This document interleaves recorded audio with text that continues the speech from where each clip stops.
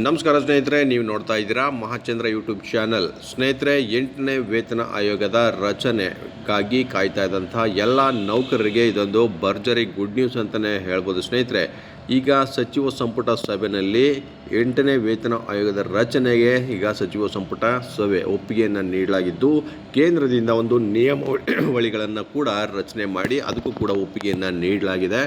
So ಯಾವಾಗ ಈ ರಚನೆ ಆಗುತ್ತೆ, ಈ ಸಚಿವ ಸಂಪುಟ ಸಭೆಯಲ್ಲಿ ಅನುಮೋದನೆಗೊಂಡಂಥ 8ನೇ ವೇತನ ಆಯೋಗ ಯಾವಾಗ ರಚನೆ ಆಗುತ್ತೆ ಮತ್ತು ಇದರ ಅಧ್ಯಕ್ಷರು ಯಾರು, ನಿಯಮಾವಳಿಗಳು ಯಾವ ರೀತಿ ಇರುತ್ತೆ, ಸೊ ಈ ಬಗ್ಗೆ ಒಂದಷ್ಟು ಕಂಪ್ಲೀಟ್ ಡೀಟೇಲ್ಸ್ ನಾನು ನಿಮಗೆ ಈ ವಿಡಿಯೋನಲ್ಲಿ ತಿಳಿಸ್ಕೊಡ್ತಾ ಇದ್ದೀನಿ. ವಿಡಿಯೋನ ಸ್ಕಿಪ್ ಮಾಡಿದೆ, ಪೂರ್ತಿಯಾಗಿ ನೋಡಿ. ಹಾಗೆ ನಮ್ಮ ಚಾನಲ್ನ ಇನ್ನೂ ಯಾರ್ಯಾರು ಸಬ್ಸ್ಕ್ರೈಬ್ ಮಾಡ್ಕೊಂಡಿಲ್ಲ ಅವರು ಈ ಕೂಡಲೇ ಸಬ್ಸ್ಕ್ರೈಬ್ ಮಾಡ್ಕೊಳ್ಳಿ ಸ್ನೇಹಿತರೆ. ಬನ್ನಿ ನೋಡೋಣ ಹಾಗಾದರೆ 8ನೇ ವೇತನ ಆಯೋಗದ ಬಗ್ಗೆ ಈಗ ಬಂದಿರತಕ್ಕಂಥ ಗುಡ್ ನ್ಯೂಸ್ ಏನಂತ. ನಿಮಗೆಲ್ಲ ಗೊತ್ತಿರುವ ಹಾಗೆ ಸ್ನೇಹಿತರೆ, ಕೇಂದ್ರ ಸರ್ಕಾರದಿಂದ 10 ವರ್ಷಗಳಿಗೊಮ್ಮೆ ವೇತನ ಆಯೋಗ ರಚನೆ ಮಾಡಲಾಗುತ್ತೆ. ಸೊ ಅದರಂತೆ ಈಗ 7ನೇ ವೇತನ ಆಯೋಗ ರಚನೆಯಾಗಿ 10 ವರ್ಷಗಳ ಮೇಲೆ ಹೆಚ್ಚುವರಿಯಾಗಿ ದಿನಗಳಾಗಿದ್ದು ಈಗ 8ನೇ ವೇತನ ಆಯೋಗದ ರಚನೆಗೆ ಈಗ ಸಚಿವ ಸಂಪುಟ ಅನುಮೋದನೆಯನ್ನು ನೀಡಲಾಗಿದೆ. ನೋಡಿ, ಕಳೆದ ಜನವರಿಯಲ್ಲಿ ರಚನೆಯಾದ 8ನೇ ವೇತನ ಆಯೋಗಕ್ಕೆ ರೂಪಿಸಲಾದ ಉಲ್ಲೇಖಿತ ನಿಯಮಗಳಿಗೆ ಕೇಂದ್ರ ಸಚಿವ ಸಂಪುಟ ಮಂಗಳವಾರ ಅನುಮೋದನೆಯನ್ನು ನೀಡಿದೆ. ಹೊಸ ದಿಲ್ಲಿಯಲ್ಲಿ ಪ್ರಧಾನಿ ನರೇಂದ್ರ ಮೋದಿ ಅಧ್ಯಕ್ಷತೆಯಲ್ಲಿ ನಡೆದ ಸಚಿವ ಸಂಪುಟ ಸಭೆಯಲ್ಲಿ ಸುಪ್ರೀಂ ಕೋರ್ಟ್ ನಿವೃತ್ತ ನ್ಯಾಯಮೂರ್ತಿ ರಂಜನ್ ಪ್ರಕಾಶ್ ದೇಸಾಯಿ, ನೋಡಿ ಇವರೇ ಈಗ 8ನೇ ವೇತನ ಆಯೋಗದ ಅಧ್ಯಕ್ಷರಾಗಿರ್ತಾರೆ. ನಿವೃತ್ತ ನ್ಯಾಯಮೂರ್ತಿಗಳಾದಂಥ ರಂಜನ್ ಪ್ರಕಾಶ್ ದೇಸಾಯಿ ಅವರು. ಸೊ ಅವರ ನೇತೃತ್ವದಲ್ಲಿ ರಚನೆಯಾಗಿರುವ 8ನೇ ವೇತನ ಆಯೋಗಕ್ಕೆ ಸಿದ್ಧವಾಗಿರುವ ನಿಯಮಾವಳಿಗಳಿಗೆ ಒಪ್ಪಿಗೆಯನ್ನು ನೀಡಲಾಯಿತು.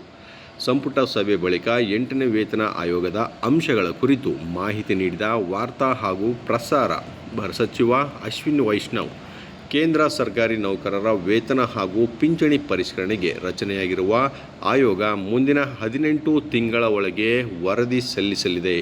ಸೊ ಎಷ್ಟು ಕಾಲಾವಕಾಶ ಅಂದರೆ 18 ತಿಂಗಳುಗಳು ಸ್ನೇಹಿತರೆ, ಅಂದರೆ 1.5 ವರ್ಷಗಳ ಕಾಲ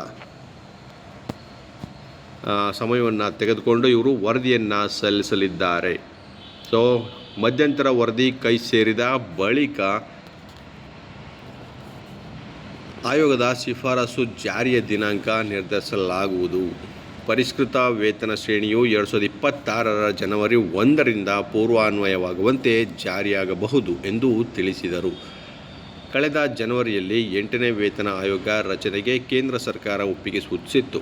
ನ್ಯಾಯಮೂರ್ತಿ ರಂಜನ್ ಪ್ರಕಾಶ್ ದೇಸಾಯಿ ನೇತೃತ್ವದಲ್ಲಿ ಆಯೋಗ ರಚಿಸಿದ್ದ ಸರ್ಕಾರ IIM ಬೆಂಗಳೂರಿನ ಪ್ರಾಧ್ಯಾಪಕ ಪ್ರೊಫೆಸರ್ ಹುಲಕ್ ಘೋಷ್ ಅವರನ್ನು ಅರೆಕಾಲಿಕ ಸದಸ್ಯರಾಗಿ ನೇಮಕ ಮಾಡಿತು. ಆಯೋಗದ ಸದಸ್ಯ ಕಾರ್ಯದರ್ಶಿಯಾಗಿ ಪೆಟ್ರೋಲಿಯಂ ಹಾಗೂ ನೈಸರ್ಗಿಕ ಇಲಾಖೆ ಕಾರ್ಯದರ್ಶಿ ಪಂಕಜ್ ಜೈನ್ ಅವರನ್ನು ನೇಮಕ ಮಾಡಿದೆ. ವೇತನ ಆಯೋಗ ಕೇಂದ್ರ ಸರ್ಕಾರದ 50 ಲಕ್ಷ ನೌಕರರು ಹಾಗೂ 69 ಲಕ್ಷ ಪಿಂಚಣಿದಾರರ ವೇತನ ಭತ್ಯೆ ಪಿಂಚಣಿಯನ್ನು ಪರಿಷ್ಕರಿಸಲಿದೆ. ರಾಜ್ಯ ಸರ್ಕಾರಗಳು ವಿವಿಧ ಸಚಿವಾಲಯಗಳ ಜೊತೆ ಸಮಗ್ರ ಆಲೋಚನೆಯ ಬಳಿಕ ಆಯೋಗಕ್ಕೆ ನಿಯಮಾವಳಿಗಳನ್ನು ರೂಪಿಸಲಾಗಿದೆ. ಉಲ್ಲೇಖಿತ ನಿಯಮಗಳಿಗೆ ಸಂಪುಟ ಅನುಮೋದನೆ ನೀಡಿದೆ ಎಂದು ಸಚಿವ ಅಶ್ವಿನಿ ವೈಷ್ಣವ್ ತಿಳಿಸಿದರು. ಸೊ ಒಟ್ಟು 50 ಲಕ್ಷ ಕೇಂದ್ರ ಸರ್ಕಾರಿ ನೌಕರರು ಹಾಗೂ 69 ಲಕ್ಷ ಪಿಂಚಣಿದಾರರಿಗೆ ಈ 8ನೇ ವೇತನ ಆಯೋಗ ಜಾರಿಯಾದ ನಂತರ ಪರಿಷ್ಕೃತ ವೇತನ ಶ್ರೇಣಿ ಅನ್ವಯ ಆಗಲಿದೆ. ಅದು ಕೂಡ 2026 ಜನವರಿ 1ರಿಂದ ಅನ್ವಯ ಆಗಲಿದೆ ಅಂತ ಈಗ ಹೇಳಲಾಗ್ತಾ ಇದೆ. ಸೊ ಅಲ್ಲಿಂದನೇ ಕೂಡ ಆಗಬೇಕಾಗಿದ್ದೆ, ಯಾಕೆಂದರೆ 10 ವರ್ಷಗಳು ಲೆಕ್ಕ ನಿಮಗೆ ಅಲ್ಲಿಂದನೇ ಸಿಗ್ತಾ ಇರೋದ್ರಿಂದ ಈಗ 50 ಲಕ್ಷ ನೌಕರರು ಮತ್ತು 69 ಲಕ್ಷ ಪಿಂಚಣಿದಾರರಿಗೆ ಜನವರಿ 2026ರಿಂದ ಈ 8ನೇ ವೇತನ ಆಯೋಗದ ಪರಿಷ್ಕೃತ ವೇತನ ಅನ್ವಯ ಆಗುತ್ತೆ. ಸೊ ಇದೊಂದು ಗುಡ್ ನ್ಯೂಸ್, ಭರ್ಜರಿ ಗುಡ್ ನ್ಯೂಸ್ ಅಂತಲೇ ಹೇಳ್ಬೋದು ಸ್ನೇಹಿತರೆ.